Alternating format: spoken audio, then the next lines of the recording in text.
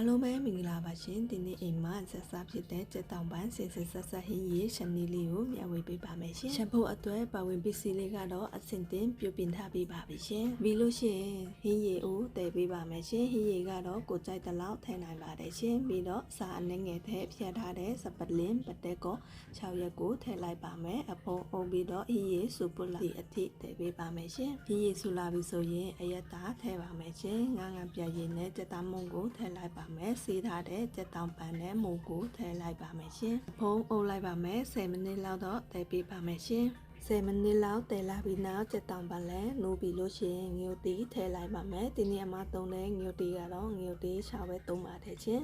ပြီးလို့ရှိရင်ပင်စိမ်းရွက်ထည့်လိုက်ပါမယ်အနှဲငယ်ငွေပေးပြီးတော့မိပိတ်လိုက်ပါမယ်ရှင်နောက်ဆုံးကတော့ကြက်သွမိတ်နဲ့နန်နန်ပေးကိုအုပ်ပေးလိုက်ပါမယ်စင်ဆက်ဟင်းရေတောက်ချင်လို့ရှိရင်ဒီဟင်းဆက်ကြည့်ကြတော့အရန်စကားဝတဲ့ဆက်ရတာလည်းလွယ်ကူပါတယ်ရှင်